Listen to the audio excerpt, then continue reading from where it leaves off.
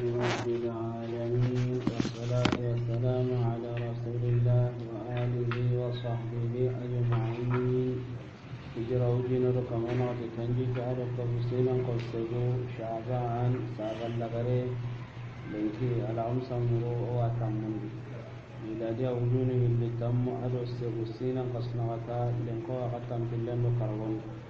حلية طالب العلم لنقوى ولا نقل كما أدو التنبيل أدو النغتندين. إذن هو فصل التمون لندي التحلي بالعمل نبي ينبا تقولين وينبا مبتن نغتندين يرمين. بكر أبو زيد رحمه الله أتي 47 تنغة دنيا رندي صيانة العلم تواغن تنغندي سرن إتواغن أنا كن تنغا أتي إن بلغت قل أنك نكني منصبا تاغو دينجرايا المنصب إني كان نقاغي المقام تاغو دينجرا misali di idanya karlay mankeya walla kenga he idanya gunya laqi mankeya woni da dingira ko kinanga gelli dingira no mansib ne kenni mana tawo dingira ati gellanga na kinye tawo dingira yi fatadhakkar atanna jimme anna habla alwasil danti sonen kacenga ilaihi katta ken dingira ya mana kacce be angara tigiti mangar ni kinyano ngai watin kya da sonen kacce misale da ngane hakatu ni sasa di hore nganani ka anga kacce nyiri jike no gondi anna ken kacce ara kana anga karne tai dan kinye amuri rang idan angara sigi dingira sukita anna tunanti kacce wana no kenyan dan kinyano angana nya karla immanke an turin pangkantan kinyano ngo mainan kinyano Allah fasongonta ko kempalle to aku anya golnyan kai mankawi am pangkantan kinyano gadi Allah fasongonta ko kempalle to aku idan sonen kaccen ni kanna ka kenni to aku nyanna kenya raga nan kinye dingirano sereso anga dingira sumundu no maka gajada bate atu aku mundu angana to aku kita ta Allah fasongonta ko ngano kita anga almama ko munda ma jari hanke do jonge ya karanna karangin tuti alla dunga ngangarna almama ko kita insyaallah anga munna nya karla immanke ya ma jarando serem panke de to agumuru annan gollon karasin di alla fasongon ta ngano kita duna dun dingira no ko kana kenya mo ka anga la ibno dun dingira be tanaka kai idan to agunya muru ti alla dunga nganga kinyanon idan sonen ka cenni kannan ka cenni to awonye kata sigira kuma seren to awu alla fasongon ta agun palle alla fasongon ta agun yana hananga an to agun yana an kinya palasu anga daga na soro goni dingira nyugo kirsun jangolli ni lemine nyana kamanga imman ke keni lemine nyi kenya tin ka daga doro kari doro ke golla nyana kenta nyana maninda kinyono alla fasongon ta agu kem palle ato agu anga daga na misiden no gonda anga khirsun yin no ngalle minen ne almami nye alla fasangon ta ko kem palle atwa ko anga daga na bitigin no gonde anga bani nu nyini do yoki an kandenga ma do yoki segendenga me anga le no bitine nyini ta ko no mahalle hin curni kata kenye no o tana alla fasangon ta ko kem palle atwa ko to agu duro garantan kinyo to ana gabe hayala na do sella nga palasin tima kade aduna dun to agundo adinan to agun gabe hay no ngam ima palasi kita idan Allah fasangon taw kan hananga kem palle to agun ni hillandi idan anga kinye palasi su kongon bore makan kita no ngade anna tun nanti sonen ka cenni kannan ka kenni to agunni idan sonen ka cenga ni to agunnya gadan kinya no annan ka gollin tiken to awai kanga ma golli tiken to kanga ma tangaka anken da to agu muri anganya almami no ko banda pajubu ken to agu maka anganya garle manke ko tamba anda pajubu ken maka anganya golnya nkai manke ko tamba anda pajubu ken to agu maka yaranda to agu ken tangawa aga ni sonen ka cenga ngara kebe tigiti manga kinyanong masalan sasa dingra ga banga na golle munde itinan nan karan kai tunyarti karangkai muki na kunya haini kem palle ga kebe nyana ina ken dabari na mutu walli nan kata idan sonen kacen ni kan nan ka serenga tigitini na dingira nun kita kenni to agonya ati imbalagta gelli anke ngana kinya mansiba dingira ya mana al maqam falas nyugo ngana kinya dingira gelli urgin ta gonga fatadhakkar ati annan jimme anna habla alwasil nanti sonen kacenga ilayhi katta ken dingirai mana ila dhalika almansib katta ken dingirai talabuka ken nanke murundenye lil ilmi tuagundangan idan tuagunya to gonni nanti mani sonen kace angala hanna palasu kita tuagun muranga na tuagun muru talla dunga nga kinyonon ko o gabe kortina nan dino wara palasu ngata limo dangana tuagun to maka indara ngarno wamba kano ikum mangarano wa jahila ko ngamba kano warnu kubenu me gara ngamne wala garne ballang sere gati wanga la dingira so ato ako gantan dangani magadunga angana dunga indangarano su ikunda ngarano ti kanu nga ka jahila ko tan to kono amba kano warna ngan kaw hike nyana mo gombe anta nyana kunno ngan tu baki kunyi menuti kubenu gati man nan nyano da kunya tagati man nan ngiri bakano igama kande wangon nyalle ma gono timo ganyi me urnu tantan dumbu idan sonen ka cenni kannan ka ga tuago na hante duna dum biya dani tuago anga serenyi ni lemna bitinne doktor lanti manken naye sorano ngo kungara doktor a gonjo nga hati be kenna nyama sare kawarni na nyim manken nga manda kinyano nga alla fasangon ta palle tuago idan sonen ka cenni kannan ka ga tuago yani sonen ka cenni kan nda misalen ko anyino nga hati ya ji ngana ino nga aga ne karne wakatin ci tin karabane nga na siti karabane nga kana kenya raga nan dagi kita wati sonen ka cenya hakene ken mana kenya anna ken tonni do ken ka cai mandanki magandanki nyamur amudu dingranga ken ngani wahen idan to agun kan ki angalai fala sumunda mpawa bitiginya ne angala hantu ina tampawa bitiginya ne golle nyaare munda annan karanna jate nyaare mundu anna sahande nyaare mundu hinu ngan kawa nyana mo gombe anna ken nyaare mundu ampawa bitiginya nan do dingara be kan kawa ngaken kita ngampawa bitiginya nan ken konna kal illa jibanna daga iga wondi ille ngana karanna ra kadim pawa bitiginya nan na iga nan daga anga palas ga mundu nan ngakinyai ampawa imyan kata na saro serega hokoni idan angana la hannan kinya dingira sui tuago wado ayana serenkinya dingira nunga nka angana kinya dingira kei dudo ko tanna tuago ketanga so nun ko nga digame go konni talinya ninge taliga men talinge da darsu no gondo walakin to hunyen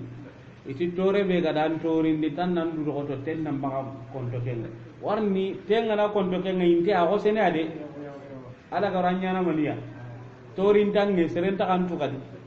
makaya yani digamen di wuri ani keya tali kafe tike mana hibe ganya sabu nan kinya dingira be dudo ko tan nan maka mungu ken o hakene tunga ko gabe adi nabru munde nyan doriti angana mungu ken nan talite anga dingira be non limoy nye angana gir ko tambe sera hana be gani misina nyimmani warni soronga na sare wada gana bugi kara iwada gana bugi mai wada gana bugi habai ime ngan kama kanongo kadaga ke kille ngan kane warna mungalli menye mungalli menye warja gonna Allah ma Allah fa songon ta gon pallan na sawu kya da bar to agu mure nya kana ngana daga karlanga ana ti bar man da tanken ni alma min lemme walla to ana lemme nya nanga sakanta karno aga to ko karle ma o ke dia aga ti nya no sage ko tanga ga nyini kebe mama gara haba magara kisma magara kenya gara to mun da ya to agun nan dini de andar ko tambe aya ni to ananga an kembe buguran juga ni to ananga anga dan kallenya ken ko nyanga ni ri ko tambe ando ya gaiti nyalli ni de warna nga kan manya ko ngai ngando to warmi wa amma ken kon ko ni daga men da hakati an la hatam panje kinnya ken ko mo gondi warna na kenya idan dingira so anga munda tuagu anga munda atwagu muru anna alla nyaga ti alla fasongon tagunga anga non kita kanon tuagu ngantam maga kyani ken kollani har ku benu hay kene kule nga ko to su nanti mille men na nyeke dingira kita mille men na nyakundwa yani gonu ngadi hari kara halle mirni kenya inda kara ire men kan jagi baten na nyai manke nganya kundu walla kenga minga na nyakiyai maga dingira mundo asa babu kiya mundo asa abunni kannan kagai alla nyaga anna to agunno alla ganam maga gema to agun gam maga anga nun kita anga tangande nya to agun ke kamanga to kono alla wan cutur nanga ne gilan cutur tenga gil amma to agun ke ganda maga anga na korte ana non mundo anga kame soronga kanu nan tinyano nga walli kanu nan ngarano nga anja ila ko kasi kanga bakano idan sadam bica hammille menna nyake hana hammi aga kenca babun kitta mogombe mana aga to agun kitta mogombe anke ngane dogotoro gore ile hire menyen caagi batendi ke dogotor lay imala sero sunya dogotor la ke girsenga sa alle men karangu di dogotor agun ngade kanga na karangu di soge nyega aga nar ko tanda ra ho kon dogotor agudi aga ra ta gun no ngana ta yani manke ngakai manke heo immanke ngano nga to bana na ga yin kollanda ay ma te ti manke warni ra ho nya nan ta seda idan angal hanna dingira sukita walla an tirena dingira sukita hanan ni kannan kaga muru Allah hillandin ni kebe ya kento agumun almami gabe anon ngai nya sorun kamalike anga nyini sarnu nya almami ngai de ganya almami nunga kanga nyini deben no gondi sere sunti almama agumun hari imme kore gamanya almami ko tambe anya nan dilenge ama amari korjam tuwaku alla fasongun ta on palle tuwaku nya na serenya na almami anke nyimme galle bunda makara atoko kube no aka babungi maka iraga da barni idan walakin bakra abu zaid goni da arti doke be kenya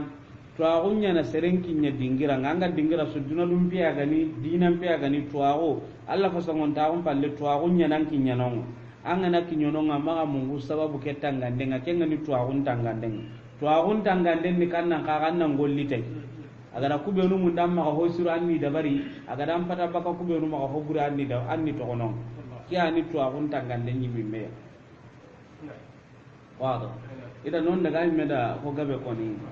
ati rahimahullah fa bi fadlillahi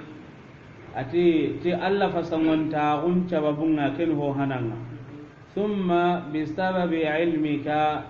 saga kem palleti antu agun cababunga ken sababu hillandi balagta ankinye ma honga gelli dingirai balagta anga kinye iran anga sigi dingira sui duna dum pinya gani lagaran kibare mana dinan kibare nya gani antu agunna ladi nanti sababu ni hillandan kinyandi non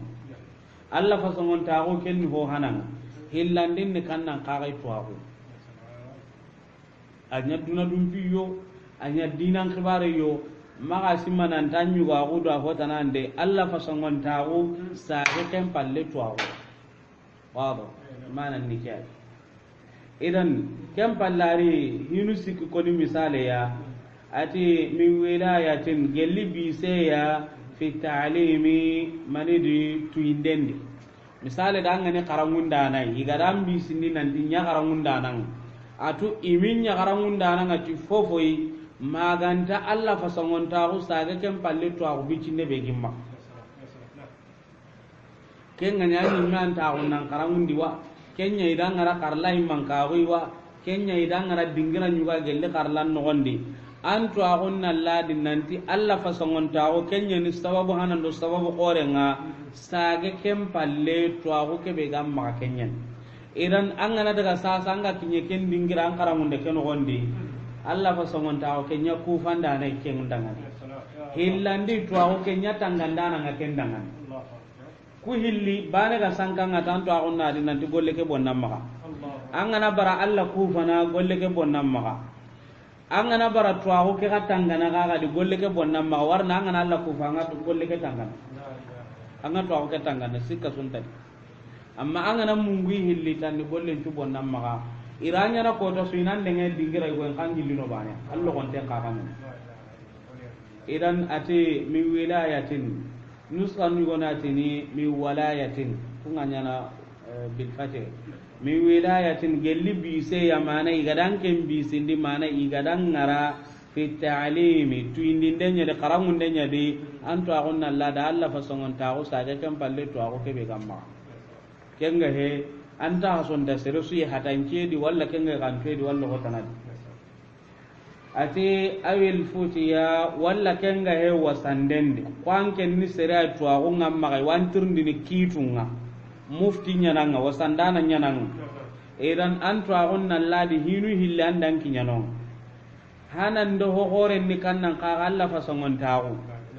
kenga serenga be ngano garay manon kitaw soronga no karanta dinan tanga immega hillandin ni kannan ka gay an to ago ke sababu ko andan kinyamaniya anganya mufti nganya wasandana nga soronga antirni ni kitunga anga konneda mufti ni kannan ka gay irna antirnda anga kiten konnen kallante tini wajibi na da bari ken wasandana ni watin kenda mufti serengar nantir ni sallen kibare nga konna dan kallante tin salli kundo serengar nantir ni yagun kibare nga alla konna dan kallante tin anya kengara legimenta ra kenna hatam pancinanda karanta alli jiminiti ho hondam binne ya idan inat keda mufti wasandana nyanike idan ke amma kinye ken dingere ho way maganta alla fasongon tawo ada atwawo be gam ma ken cababu sage kan pallan tawo ati awil qada'i walla kenga he kite anganya qadi nya kita nan nya kita nan ni kannan kaga ken nalle jimina nan to honda baranya na fos Allah ni mufti nga sasan na tirni kite goyi igo andanya ken naga anata kite ni kan karanta le jimini ti ho goyi amma kita nan nya gane kenga tini awara anga walla force walla kenga na ya gungurja idan kita na ken nalle jiminde nya da barni amma kebe gani mufti nga kenna manyana kenna wasandem bananya sasa oku be no ga heti mufti meya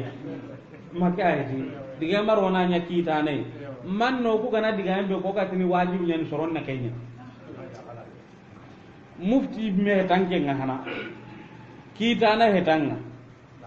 maka heti iri atan nan tun danga wasandenya na ka ama koni nanti mufti nyi menyananga nantanga istahaqin jamane dengan nantan mufti kemanya ngana har jamane ngananya mufti nyi Allah ta serelle jimi to anna kite mana bangani nkanke manya kenyi me hananke koni kallen na to ana nanga kesa huntenga ngata di tun kite nga wallanda digame kona anke nati bari manda soron na kenyo tunan golli tay idan kya gelli futunde gorenga serebe raga serelle jim nan tike da barken ni kita nan bana kenga na kiti tike be awalle jimina amma muftin ta kiti de kenna wasandenya nya nan tike da bar kya sirenni walla ke to gononga anan nugulun kullahu nya kinanga na kite mbanganda nan karanta le jimin amma kita na kentina nya na kullu kya da bari anga da barna idan kan pallanga ngare ada niqatun liti mana misali gabe gabe nya hakene daga na kuba nya da ku siki ko ni misali ai an ganya garangunda na Allah fa songon ta wado kan palle to ko be gamma an ganya muftiya yanga wasandenya na Allah fa songon ta ko sage kan palle to ko ne be gamma an ganya kita na imme Allah fa songon ta ko sage kan palle to ko ne be gamma idan an ken nan kawan nan nya ku fanda na Allah ne mandangani annan nyatan gandana antu aw kiraga dangan ati wa hakaza hinna kenyam mogadi kudi men kawanta daga na ati fa a'til ilma kinin di tuagunga qadirahu ala nyaranga tuagul la nyarang kine gelli doron taun angan kaw tuagun darno mogombe tuanan na tuagun darno kam mo gangolli ti tuagu ke anke nyimme be gani tuana nga sun kasolli anta warni sume ke isayo warna haymene ha kun ko ne kada do ko ta sire nyande farla nyani ko ka merna hanken da to agun darwa anke nyani to ana nga soron ngarni masalan ken ni salla ga tinga dangin anda tin sire dangan salla ga tin salla nan na dangin la ga sanan na danga ga ken ta gura kai anke dan to agun daro ha sere goda kinda ti daga sere gono kuma ken kaman ka sun ka son da kana tafsirin ne ati daga bangenga salla nan dangini to ta ko akem masalli ke masalli jama be kan ho masalli la asara liken nyam mo wali la asara nga zoro gonu kite ga daga sallen ka ken to gono amada ka salli adu jama ni keda to agun darowa idan kinin di to agunga qadarahu ala nyaran to agun la nyaran kinai gelli daron ta gono wa haddahu kinindi tuwaxunga a taqenga ay nasibahu kinindi tuwaxunga a taqenga min alamal gelli gollenga behtayi idan kinindi tuwaxunga a taqenga gelli maniya gelli gollenga ti tuwaxunga tuwaxun darontaxundi kannan kaxannan gollitayi ati wa inzalahu ado tuwaxun yankandenga manzilatahu a yanka dingiranga nusra nyugo wa inzalihi ado tuwaxun yankandenga inzali na lamu kenya maniya kasranga ado tuwaxun yankandenga manzilatahu a yanka dingiranga wado yani matufu ni kannan kamma kenya nishkalu litina nyaka agara wa inzalahu ya wado amma ke bane wa inzalihi lamu ken maksur wa hakada haw ke gaga maksur idan agara wa inzalahu ti fathanun filliya wa inzalahu ado tuwaxun kandigaga manzilatahu ayan kadingiran idan tuwaxu hada ma'na siyanati alilm indati tuwaxun tangandani ke ala ñarankine gelli darontaxunga a taxenkine gelli gollenga tuwaxungan xawa yankana yanka dingira be a yankandiren sere gwarni ken nan xawa taxunu ke dingirena batarandigamun koni serenta hayni hi ndari anga nyini na pege na ndange walli nati ken bataran terenni amma ken be ga no kutwana ngo ga nan ken nyimi tungaran koroji ne renga ga anda to awon yang kandi yang kadingiranga warni to awu ke me ti yo ke to awun ngan kawa yang kana no ko ban ken kan kawa yang kana eren anken tuana to awun ngan kawa ngalli tawra ke be ngare renye agan kawa ngalli jama be no gondi ngare renye nka tuwaxu nganta kawa ngalli jama be dan ke ngana taxuno tuwaxu ngarnonga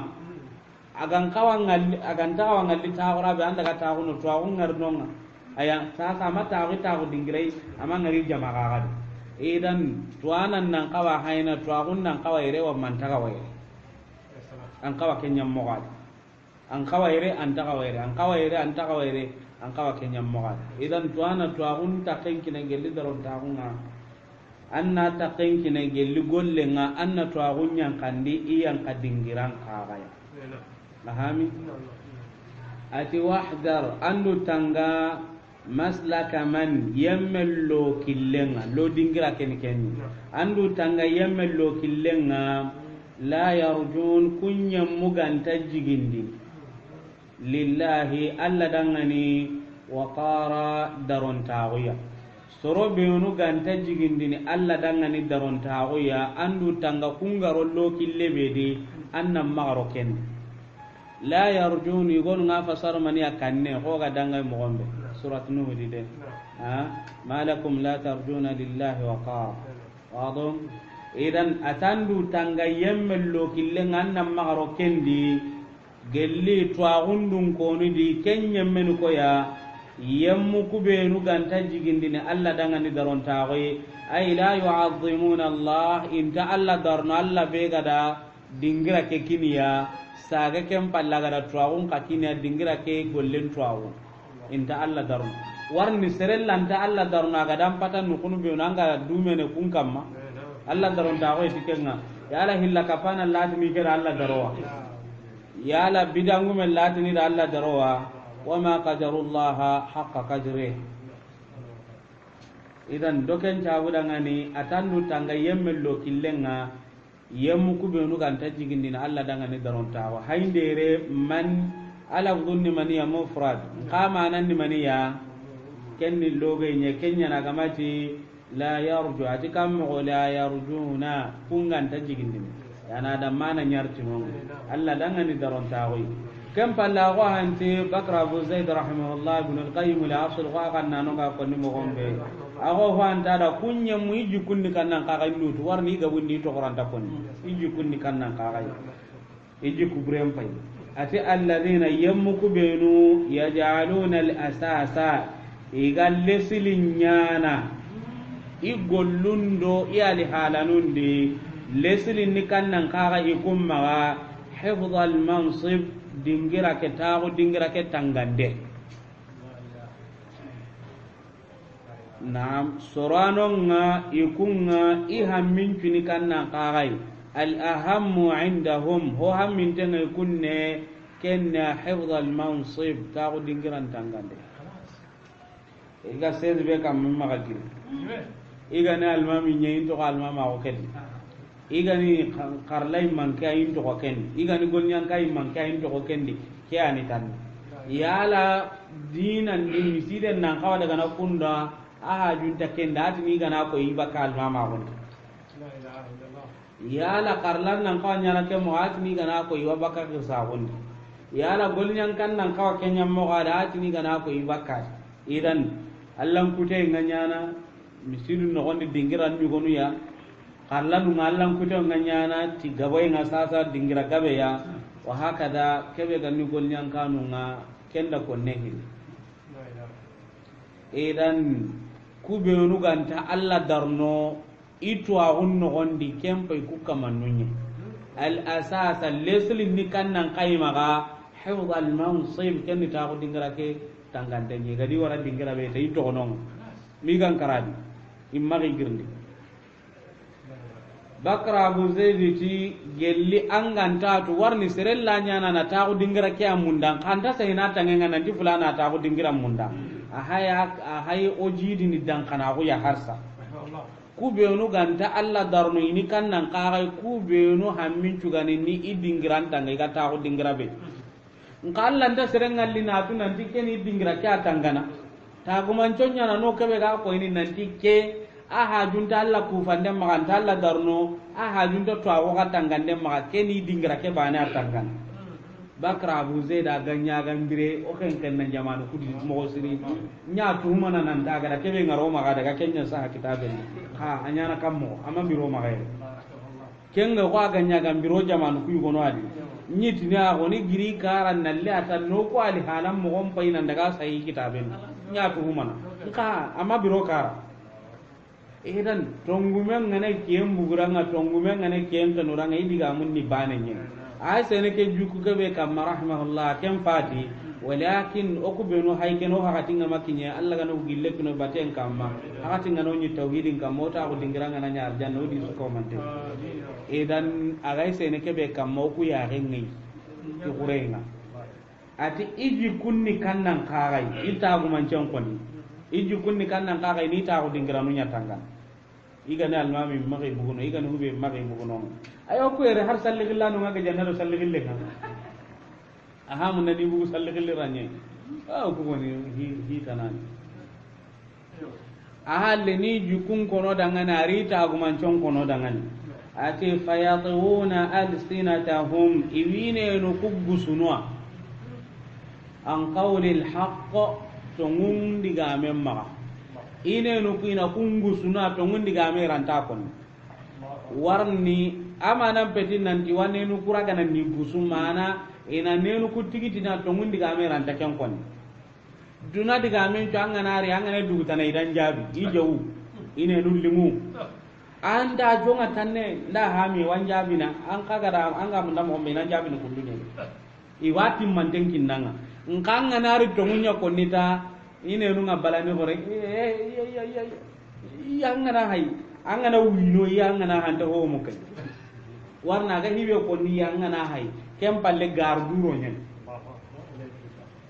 warni kene imamu nyai iwa hoda barni misire ndi bidia nyen walla hilla ka penyani ati ni gana ko ni wiba kal mama ko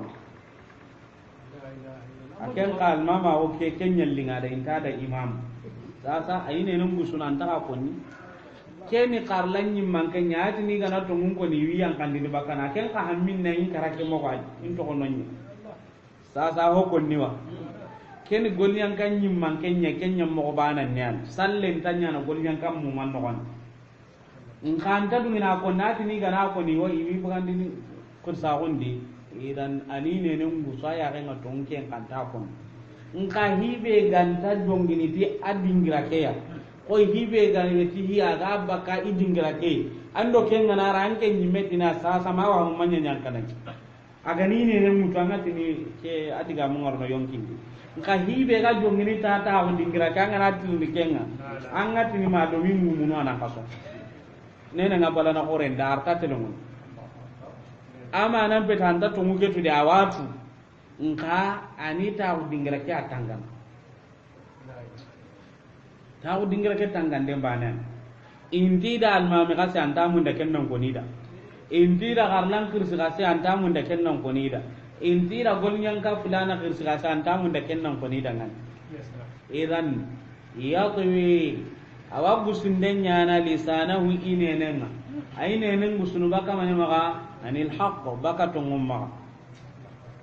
idan bakra abu zeriti itagumancen pay kene fayatuna alsinatahum iwinenun gusunu an qawli alhaq baka tongun digamen maxa ati wayahmiluhum awi kulligini mana ni wara kenyani ligindi keya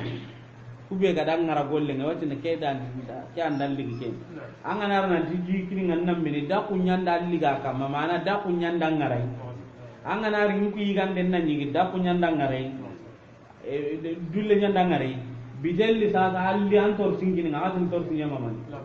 allampa allanta allampa gininga manda ngarai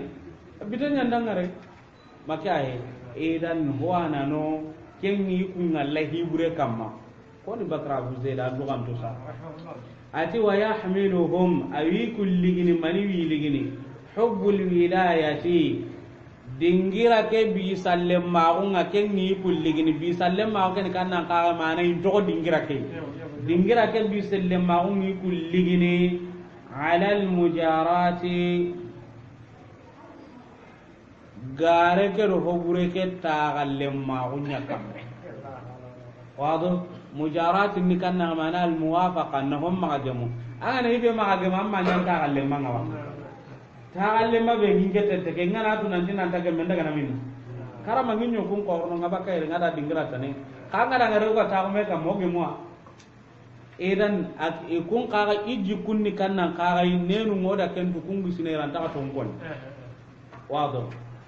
kem palle ho ha gani gare do batala kita atini igana katike ngiri baki igolira kay walli imman ka o kedi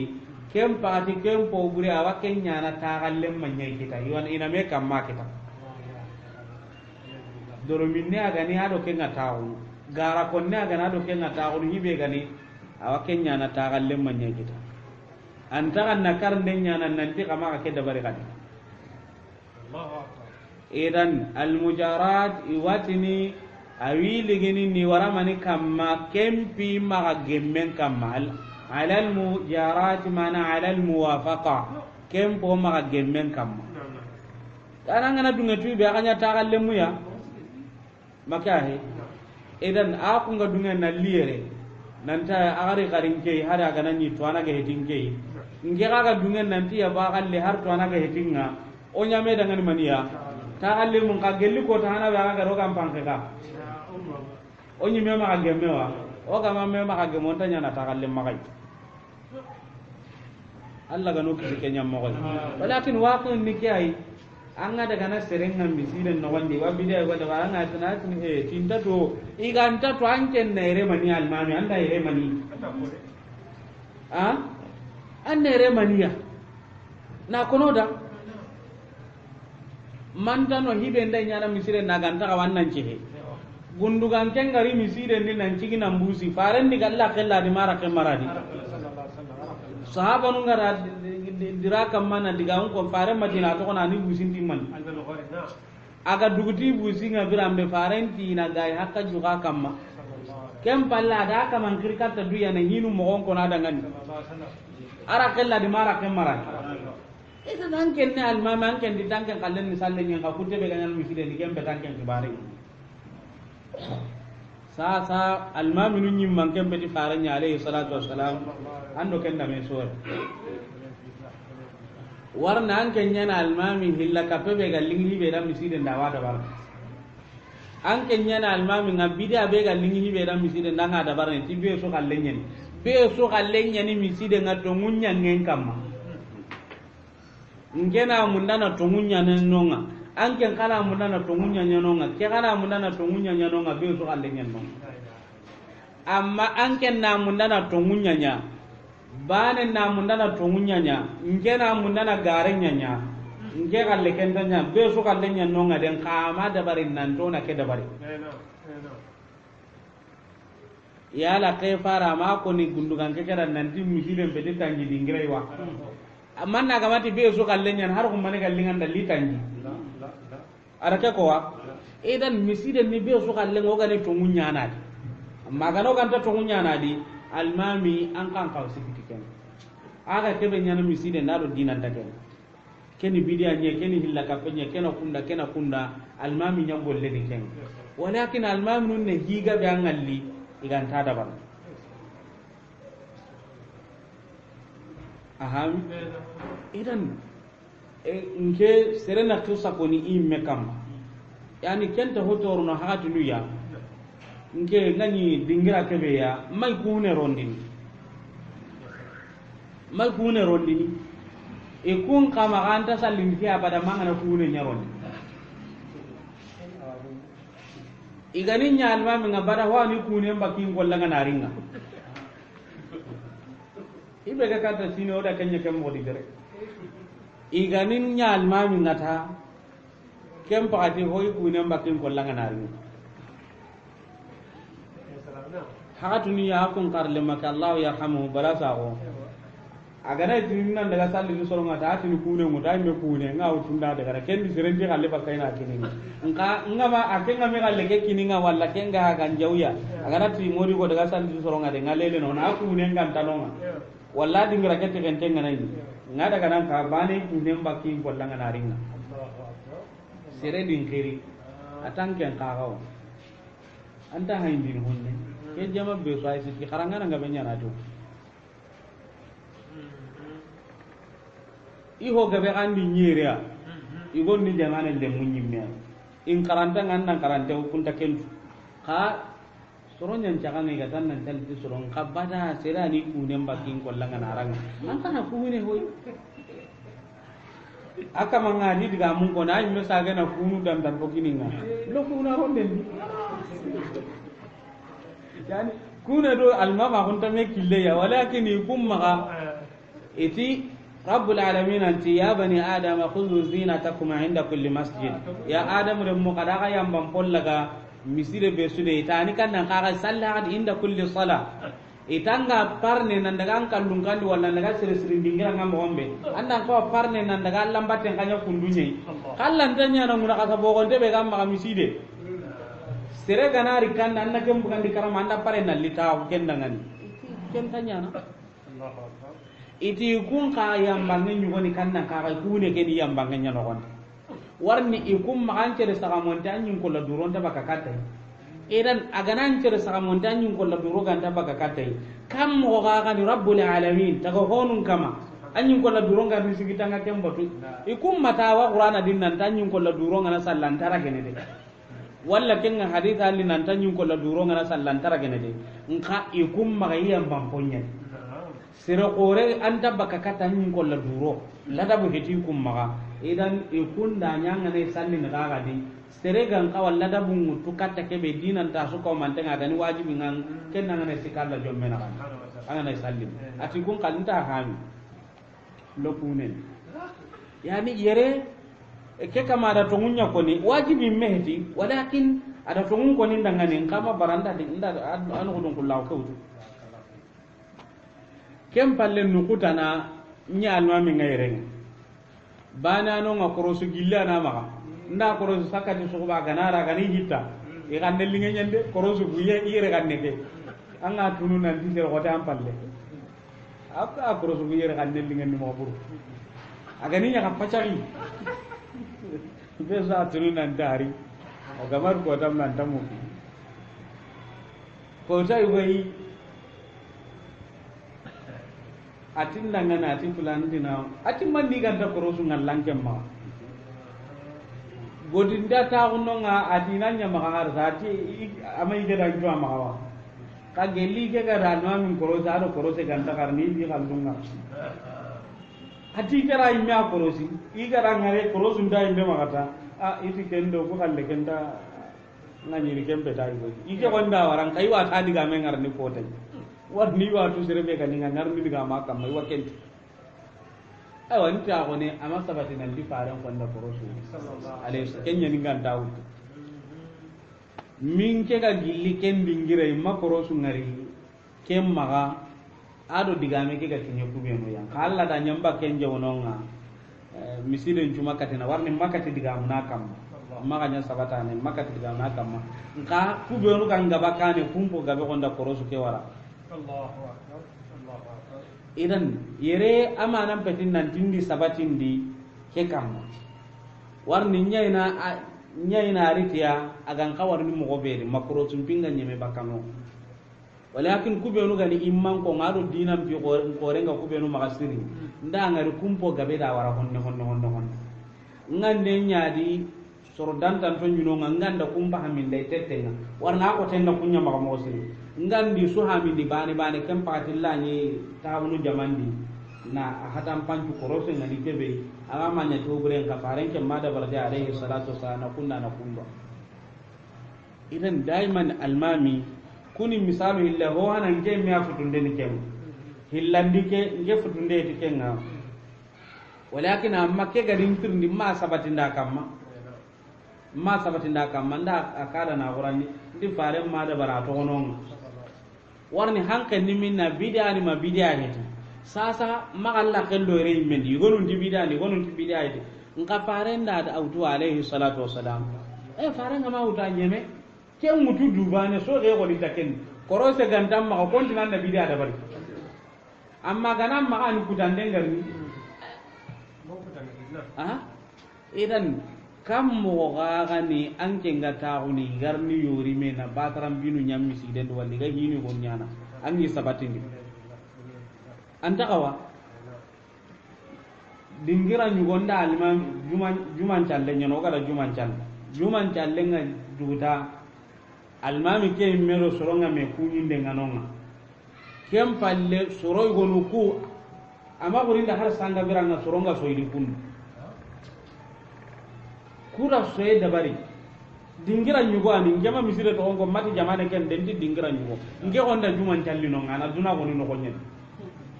ida soye dabari ida sohoy dabari anda so gani kitten jampa ina kule almami nyi masi kinonga akatuna ni ra kelli diga mendi mi njoko ta gonu nasoro ko hayna almami ke anti honda kuide aranyi kunta amma almami juman almami misiden pakken tangande yala on tawana kentua Umar radhiyallahu anhu Umar ganay birene kollana kenya no misiden no Umar to ta onong la abada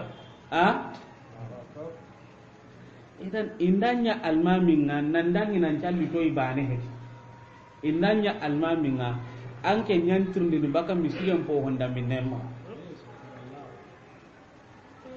al imam ra'in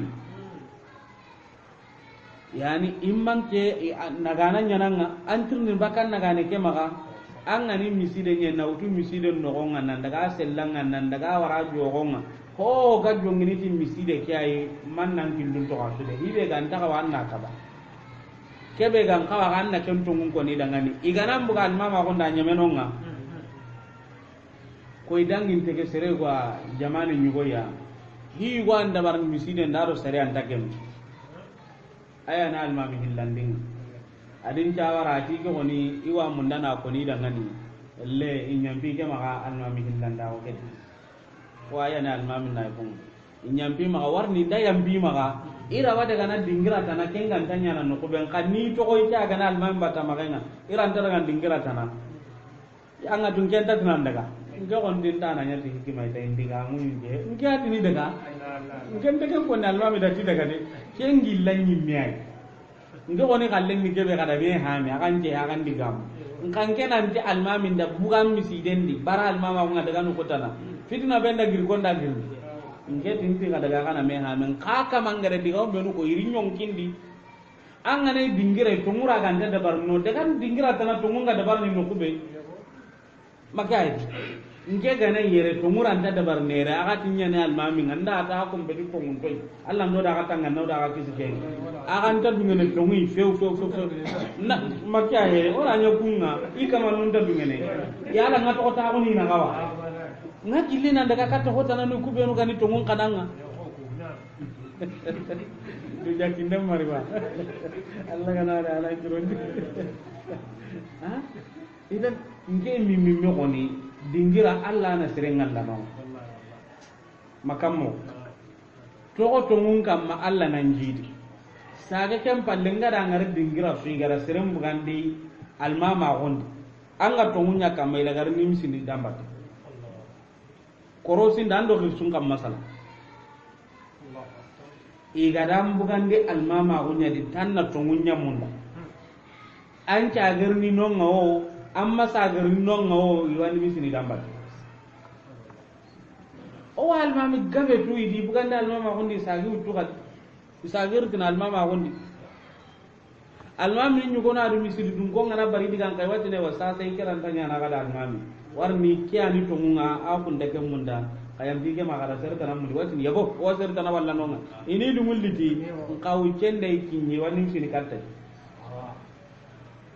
iwa kanjono o ku mera kello kengal mamen kanjon denga wendi nal mamen jaga ndikati mi sidenga kon ande rona ka darna mukarraman adaron tenyalli agana tikebe tay wawutu walakin maka kinye ken dingere de bakke ken dingira ngade inene ya agana me hani kenyam pasul tadde ganan jaga ke daga li kemmanya sakati sunnagumu de almamin kata kadi ken tali ngodangan wala sunnagumu ngal mamin butunan daga ngati kunta ko ni dinan butwa abutunan daga idan kembe to to sire kada me ha man nan to misiden dino ahami idan doken jabu da imman ka hususa anga di to nguganta dabarno ngam makanya ta galle mai garen dangan ma garen ma gemu to ngun ko ni dangan timani ya ti hikman on kan beti ke takaya Allah gana khairi nyango dangan Allah gana sutura Allah gana jide Allah gana jamu nyo dangan o jotro hino Allah gana ofisiya Allah gana fitina nu jono kam Allah gani hara ho da khairi Allah gana jamu nyo dangan Allah gana killu tagal liti duna suko manten islamin Allah gana killu tagal ni dangan Allah gana fitina nyama bako o imende Allah gana jamu nyo dangan islamin gano ko Allah gana hakra sire kino yoga gollini ti faren tunna alayhi salatu wassalam Allah gana killu tagal nyo da sallallahu alaihi wasallam Muhammad wa alihi wasallam